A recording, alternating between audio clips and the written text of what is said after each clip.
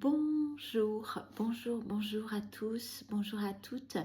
Je voulais aujourd'hui vous faire une présentation pour comprendre les traumatismes infantiles et leur impact. Parce que il m'arrive trop souvent de rencontrer des personnes qui vivent des situations compliquées dans leur vie d'aujourd'hui en tant qu'adultes parce que les traumatismes de l'enfance n'ont pas été soignés, parce que les traumatismes de l'enfance n'ont pas été identifiés. Néanmoins, même si on se dit que le passé c'est le passé et qu'aujourd'hui c'est aujourd'hui, je suis complètement d'accord avec ça. Néanmoins, la vie d'aujourd'hui est influencée par ce qu'on a vécu dans le passé, surtout s'il s'agit de traumatismes inconscients qui viennent interagir dans notre quotidien d'aujourd'hui. Donc l'objectif de cette vidéo aujourd'hui, ça va être d'identifier les causes des traumatismes, les conséquences et évidemment les solutions. Alors, la définition d'un traumatisme, parce que souvent on associe traumatisme à accident de la route ou un accident corporel. En fait, oui, un traumatisme peut être issu d'un traumatisme physique, un accident, mais il peut être aussi ça peut être un traumatisme émotionnel qui est en lien avec nos émotions. Des abus, de la négligence pendant l'enfance, de l'indifférence, un parent, même s'il a fait de son mieux, qui n'a pas su répondre aux besoins de l'enfant parce que lui-même, le parent, n'était pas suffisamment équipé pour pouvoir répondre correctement aux besoins physiologiques, de câlins, de tendresse, d'affection, par exemple, d'un enfant. Ça peut être aussi un traumatisme psychologique, touchant l'esprit. Donc par exemple, un traumatisme quand on a vécu du harcèlement, par exemple à l'école. Ça peut être aussi une maîtresse, souvent les gens de ma génération parlent même la génération d'avant, parlent d'enseignants qui pouvaient infliger des traumatismes psychologiques, rabaisser, humilier, même si on n'en était plus au traumatisme physique pour la plupart du temps. Voilà, donc ces traumatismes sont tous différents, physiques, émotionnels, psychiques. Néanmoins, ils sont souvent interreliés. C'est-à-dire que quand on a vécu un traumatisme physique, il va y avoir des émotions et il va y avoir du psychisme d'associé. Mais c'est pas parce qu'il n'y a pas eu de physique qu'on n'a pas un traumatisme émotionnel et psychique où l'un de cela est suffisant pour que ça vienne interagir dans notre vie d'adulte, dans notre quotidien d'adulte, dans des situations qu'on n'aimerait pas en fait. Alors, les causes des traumatismes, ça peut être les facteurs familiaux, des abus dans la famille, de la négligence, un traumatisme souvent, quand on a été abusé, par exemple, on peut parler d'un parent qui lui-même a vécu un traumatisme et a eu un père, par exemple, violent, va être à nouveau violent.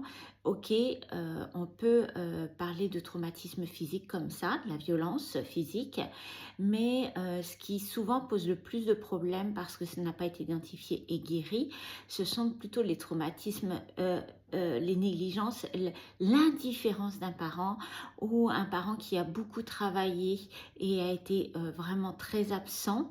Vraiment des dynamiques dysfonctionnelles de la famille, des dynamiques familiales dysfonctionnelles. Par exemple, on peut parler aussi de problématiques familiales autour de la sexualité, autour de thèmes différents.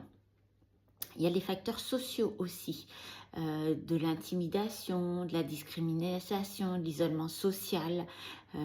Souvent, quand on est enfant, c'est plutôt à l'école d'ailleurs, avec les camarades, dans des activités sportives, voilà. Et puis forcément, les événements traumatisants, ça peut être le décès brutal de quelqu'un de qui on est très proche quand on est enfant, un grand-parent, quelqu'un de proche ou même un parent. Ça peut être une catastrophe naturelle qu'on a vécue, un accident de la route ou tout autre accident. Voilà pour ce qui concerne les causes. Alors, maintenant, je vais vous parler des conséquences.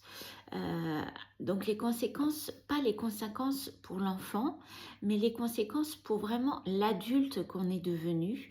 L'adulte qui est dans un quotidien d'adulte avec une vie d'adulte à gérer, avec, comme on le sait tous, des challenges, parce que la vie nous demande d'être compétent pour relever différents challenges relationnels, professionnels, familiaux, etc.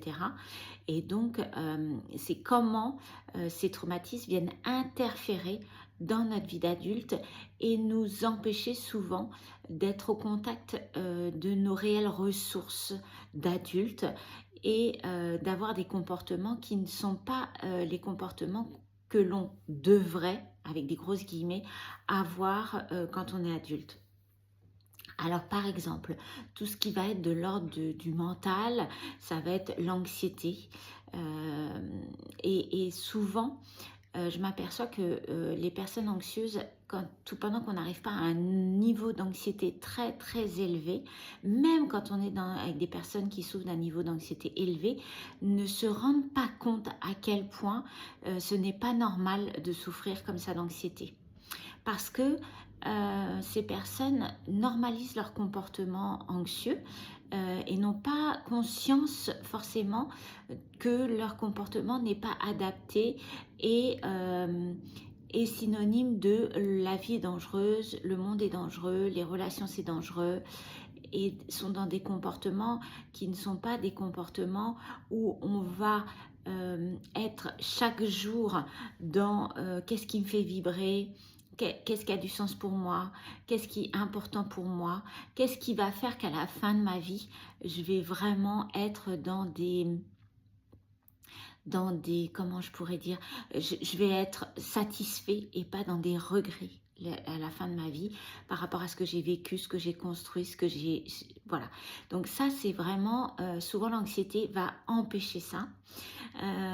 Ça peut être aussi la dépression, donc la dépression ou des états dépressifs, beaucoup de tristesse, beaucoup d'impuissance, très peu de joie, voire pas du tout de joie, très peu de bonheur, voire pas du tout de bonheur dans les éléments du quotidien.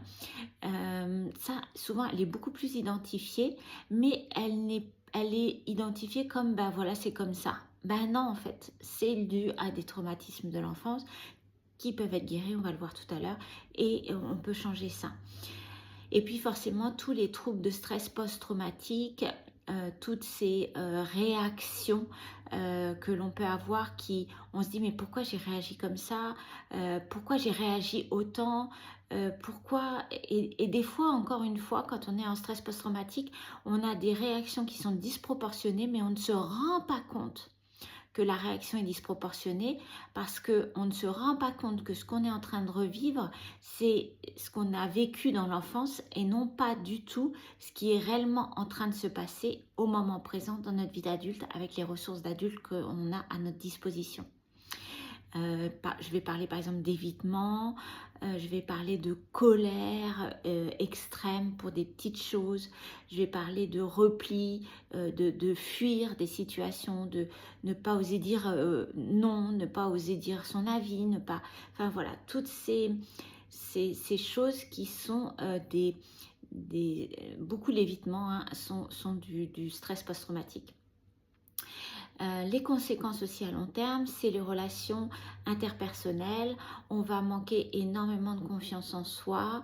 On va avoir un soi qui est vraiment morcelé et donc pas assez fort, pas assez puissant pour affronter les défis du quotidien. Et oui, la vie nous amène de nombreux défis. On va avoir des problèmes d'attachement. Souvent, on va me parler de dépendance affective ou de codépendance, de cette difficulté à vivre seul, ou à passer des moments de solitude avec cette panique. On va avoir aussi beaucoup de problèmes de communication. On va, malgré parfois avoir développé beaucoup de ressources en communication, on aura encore ces difficultés de communication à se faire comprendre, à être compris, à prendre sa place. On va avoir aussi beaucoup, alors excusez-moi, je remets mes points importants. Hop là. Pourquoi c'est en gros comme ça?